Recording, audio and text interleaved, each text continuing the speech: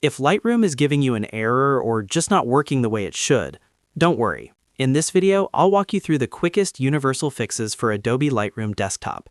These steps solve a lot of common problems, from loading issues to syncing errors and app glitches.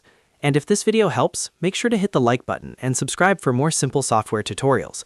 Let's get into it. First, try the fastest fix. Sign out and sign back in. Open Lightroom, go to Help, then choose Sign Out. After that, close Lightroom completely and restart your computer. Once your device is back on, open Lightroom again and sign back in with your Adobe account. This refreshes your session and can fix a lot of temporary account or sync errors. If the problem is still there, the next thing to do is clear the cache. In Lightroom, go to Preferences, then open Local Storage and look for the option to clear cache.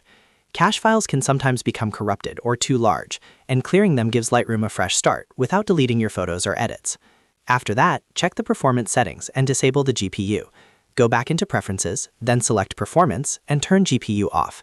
In some cases, GPU acceleration can cause display issues, freezing, or crashing, especially if your graphics drivers are outdated or incompatible. Turning it off is a great way to test whether that is the source of the error.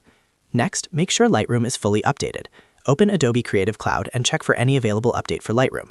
Installing the latest version is important because Adobe often releases fixes for bugs, sync problems, and startup errors. An outdated app can be the reason the problem keeps coming back. Now, one more thing that can cause Lightroom errors is your connection. Make sure your internet is working properly, and if you are using a VPN, turn it off temporarily.